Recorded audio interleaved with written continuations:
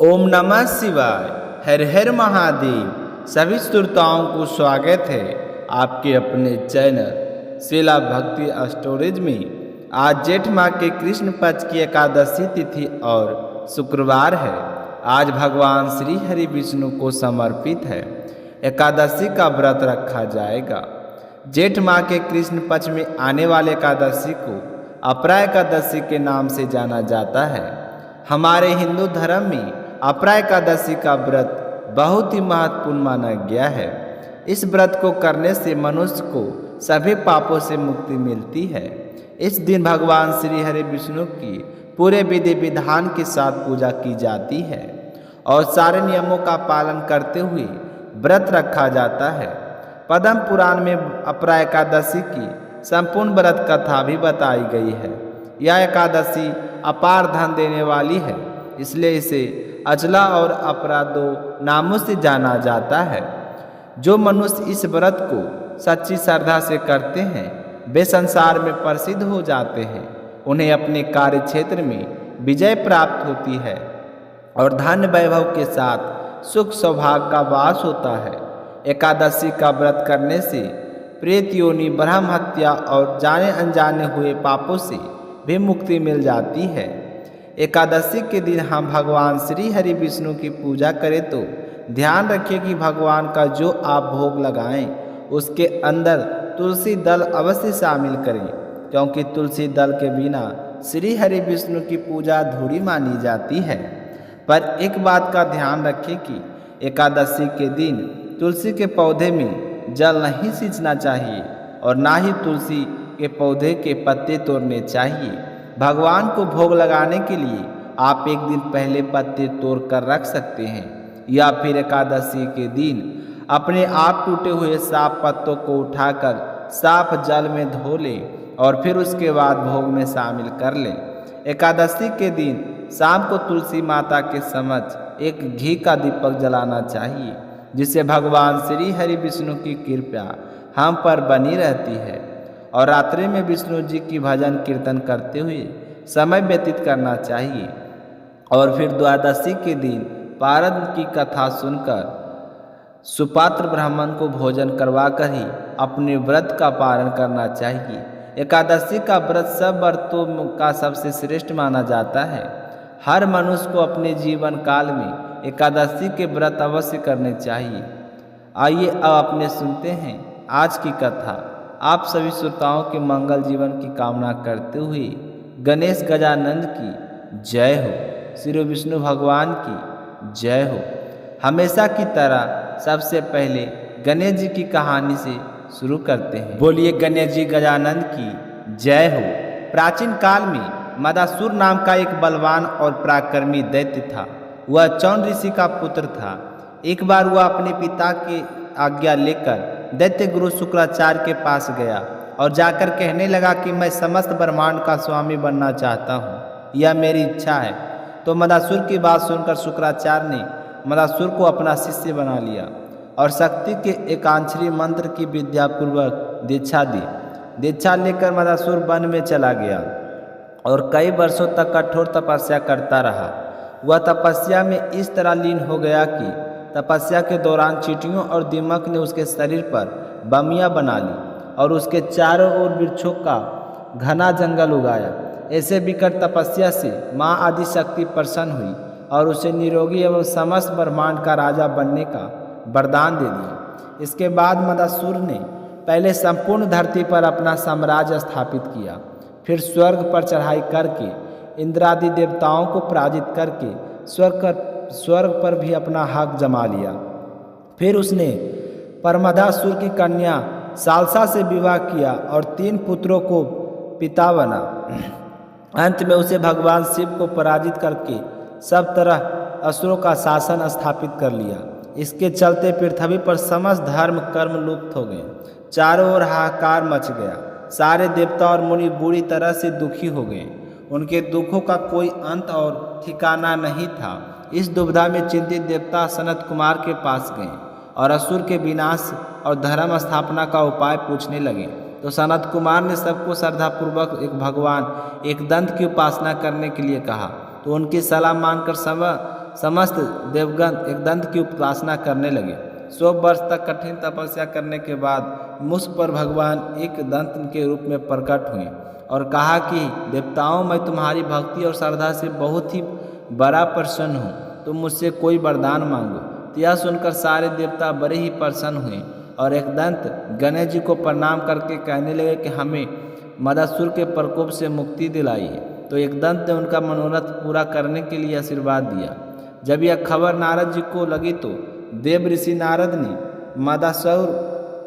मदासुर को सूचना दे दी कि देवताओं को निर्भय करने के लिए तुम्हारे प्राण को हरने के लिए आ रहे हैं। तो जब यह मदासुर ने सुना तो उससे बहुत ही गुस्सा आया। घमंडी मदासुर अत्यंत क्रोध में अपनी विशाल सेना लेकर एक दंत से युद्ध करने के लिए चल दिया। तो बीच रास्ते में उसके मुझ पर सवार भयानक आकृति वाली हाथ में परशु पास आदि आयुध के लिए हुए एक दंत से हो गई। तो एक दंत ने असुरों से कहा कि अगर तुम जीवित रहना चाहते हो तो अभी के अभी देवताओं से द्वेष छोड़ दो और उनके राज उन्हें वापस कर दो। अगर तुमने ऐसा नहीं किया तो तुम्हारे साथ तुम्हारे स्वामी का भी वध निश्चित है। यह सुनकर असुरों और मदासुर को बहुत ही गुस्सा आया। गुस्से में मदासुर ने युद्ध भूमि पर एक दंत को ललकारा और जैसे ही उसने अपने धनुष पर बाण चढ़ाना चाहा तो एक दंत ने अपने परशु से उस पर वार किया और वह बेहोश होकर गिर गया। जैसे उसकी बेहोशी टूटी तो उसे सब कुछ समझ में आ गया कि इस युद्ध में जीत पाना मुश्किल है, वे सर्वसमर्थ परमात्मा हैं। तो मदासुर ने हाथ जोड़कर स्तुति करते हुए कहा कि हे प्रभु, मुझे क्षमा करो, अपनी भक्ति और आशीर्वाद प्रदान करो। भगवान एकदंत मदासुर की स्तुति से बहुत ही प्रसन्न हुए और कहा कि जहाँ मेरी पूजा हो तो वहाँ पर कभी मत जाना। इसके बाद मदासुर पाताल लोक में रहने के लिए चला गया और देवता भी बहुत ही प्रसन्न हुए और एक दंत की स्तुति करके अपने अपने लोक चले गए। हे गणेश भगवान, जिस तरह आपने एक दंत अवतार लेकर देवताओं की रक्षा की, उसी तरह सभी की रक्षा करना। जो भी आपकी पूजा करके इस कथा को श्रद्धा भाव से सुने, उसको हर जगह विजय प्राप्त हो। बोलिए गणेश गजानन की जय हो। अब अपने सुनते हैं एकादशी व्रत कथा। बोलिए एकादशी माता की जय हो। एक बार धर्मराज युधिष्ठिर भगवान श्री कृष्ण से कहने लगे कि हे भगवान, आपने तो हजारों यज्ञ और लाख गौदान को भी एकादशी व्रत के बराबर नहीं बताया, तो यह तिथि उतनी उत्तम क्यों है और इतनी पुण्यमय कैसे हुई जो इसके बराबर कोई और दूसरा पुण्य फल है ही नहीं। तो आप मुझे इस तिथि के बारे में बताइए। तो धर्मराज की बात सुनकर भगवान श्री कृष्ण कहने लगे कि हे युधिष्ठिर, सतयुग में मूर नाम का एक दैत्य था। वह बड़ा बलवान था और भयानक था। उसे अपने आप पर बहुत अहंकार था, उसे कोई भी हरा नहीं सकता था। तो वह अपने अहंकार के चलते हुए एक बार उसने देवताओं से युद्ध करना शुरू कर दिया। फिर उस प्रसन्न दैत्य ने इंद्र आदि वासु आदि अग्नि सभी देवी देवताओं को पराजित करके भगा दिया। अब स्वर्गलोक से निकले सारे देवता पृथ्वी पर बड़े ही निराश और हताश होकर भटकने लगे। और फिर एक दिन इंद्र ने कहा कि हम सब मिलकर भगवान शिव जी के पास चलते हैं, वही हमें इस समस्या का समाधान बता सकते हैं। तो इंद्र सहित सभी देवी भयभीत होकर भगवान शिव जी से मिलने कैलाश पर्वत पर गए। वहां जाकर अपना सारा वृत्तांत उन्हें बताया और फिर कहा कि हे कैलाशपति, मूर दैत्य से भयभीत होकर हम सारे देवता मृत्यु लोक में घूम रहे हैं। हम बहुत ही दुखी हैं, आप हमें इस समस्या का कोई समाधान बताइए। तो उनकी सारी समस्या सुनकर भगवान शिव ने कहा कि हे देवताओं, तीनों लोगों के स्वामी, भक्तों के दुख नाश करने वाले भगवान विष्णु आपकी समस्या का समाधान कर सकते हैं। इसलिए आप सब भगवान विष्णु की शरण में जाओ, वे ही तुम्हारे दुखों का नाश करेंगे। तो शिव जी के ऐसे वचन सुनकर इंद्र सहित सारे देवता क्षीर सागर में पहुंच गए। वहां भगवान को शयन करते देखकर हाथ जोड़कर उनकी स्तुति करने लगे और कहने लगे कि हे प्रभु, आप तो देवताओं द्वारा स्तुति करने योग्य हैं, आपको बारंबार प्रणाम है। हम सब आपको नमस्कार करते हैं। देवताओं की रक्षा करने वाले मधुसूदन, आपको नमस्कार है, आपकी हमारी रक्षा करें। दैत्यों से भयभीत होकर हम आप सारे आपकी शरण में आए हैं और आप हमारी रक्षा करें। आप इस संसार के कर्ता, माता पिता, उत्पत्ति और पालन करता और संहार करने वाले हैं, सबको शांति प्रदान करने वाले हैं। आकाश और पाताल भी आप ही हैं। सबके पितामह ब्रह्मा, सूर्य, चंद्र, अग्नि, सामग्री, ओम, आहुति, तंत्र, मंत्र, जप, यजमान, यज्ञ, कर्म, कर्ता, भोक्ता, सब कुछ आप ही हैं। तो सर्वव्यापक है। आपके सिवा तीनों लोक में चर अथवा चर कुछ भी नहीं है। अतः आप हमारी रक्षा कीजिए। हे विष्णु भगवान, दैत्यों ने हमारा हरा दिया है और स्वर्ग से निकाल दिया है। अब हम भयभीत होकर सारे देवता इधर उधर भागे फिर रहे हैं। आप उन दैत्यों से हमारी रक्षा करें। तो इंद्र सहित सारे देवताओं ने इस तरह की वचन सुनकर भगवान विष्णु कहने लगे कि हे इंद्र, ऐसा मायावी दैत्य कहाँ से आ गया है जिसने आप सबको हरा दिया है? उसका नाम क्या है? उसमें बल कितना है और वह किसके आश्रय में है तथा उसका स्थान है? मुझे सारा विधान बताओ, मैं अभी समस्या का निवारण अवश्य करूँगा। तो भगवान के ऐसे वचन सुनकर इंद्र कहने लगे कि हे भगवान, प्राचीन समय में एक नारी जंग नाम का राक्षस था। उसके महापराक्रमी और लोक विख्यात मूर नाम का एक पुत्र पैदा हुआ था। उसकी चंद्रावती नाम की नगरी है। उसी ने सभी देवताओं को स्वर्ग से निकाल दिया है और वहाँ पर अपना अधिकार जमा लिया है। उसने इंद्र, अग्नि, वरुण, यम, वायु, ईच, नरमा आदि सबके स्थान पर अपना अधिकार कर लिया है। सूर्य बनकर स्वयं ही प्रकाश करता है, स्वयं ही मेघ बनकर बैठा है और सबसे अजय है। हे असुर निकनंदन, उस दुष्ट को मारकर देवताओं को अजय बनाइए। हम सब की आपकी शरण में आए हैं। आप हमारी रक्षा कीजिए। तो यह वचन सुनकर भगवान श्री हरि विष्णु ने कहा कि हे देवताओं, मैं जल्दी ही उसका संहार करूँगा और तुम सब चंद्रावती नगरी चली जाओ। इस प्रकार कहकर भगवान सहित सभी देवताओं ने चंद्रावती नगरी की ओर प्रस्थान किया। तो उस समय वह दैत्य मूर्ख सेना सहित युद्ध भूमि में गरज रहा था। उसकी भयानक गर्जना सुनकर सारे देवता भयभीत होकर चारों दिशाओं में भागने लगे और फिर भगवान श्री हरि विष्णु स्वयं रणभूमि में आ गए। अब विष्णु भगवान को रणभूमि में आया देखकर सारे दैत्य उन पर भी अस्त्र शस्त्र आयुध लेकर दौड़ पड़े।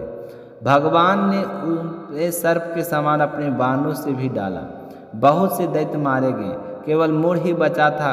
वह अविचल भाव से भगवान के साथ युद्ध करता रहा। भगवान जो तीक्ष्ण बाण चलाते वह उसके लिए फूल बन जाता और उसका कुछ भी नहीं बिगाड़ पाया था। वह जो लगातार युद्ध करता रहा, दोनों के बीच मल्ल युद्ध हुआ। यह युद्ध कहा जाता है कि 10,000 वर्षों तक चला, किंतु मूर नहीं हारा, बल्कि भगवान श्री हरि विष्णु ही थककर हार कर बद्रिका आश्रम चले गए। वहाँ हेमवती नाम की सुंदर गुफा थी। उसमें विश्राम करने के लिए भगवान उसके अंदर प्रवेश कर गए। यह गुफा 12 योजन लंबी थी।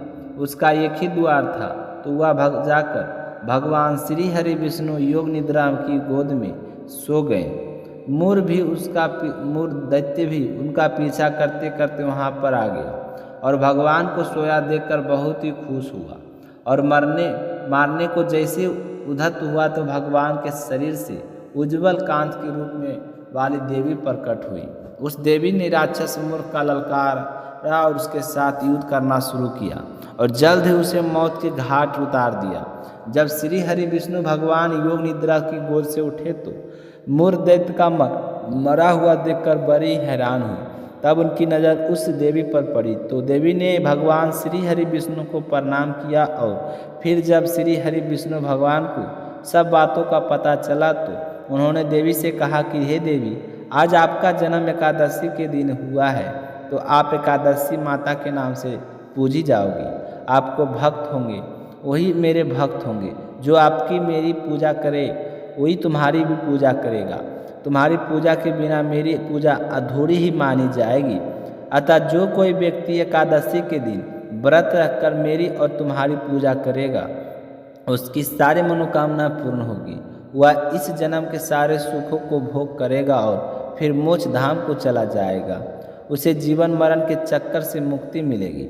उसी दिन से एकादशी का व्रत किया जाने लगा। और इस दिन भगवान श्री हरि विष्णु के साथ साथ एकादशी माता की भी पूजा अर्चना की जाती है। बोलिए विष्णु भगवान की जय हो, बोलिए एकादशी माता की जय हो।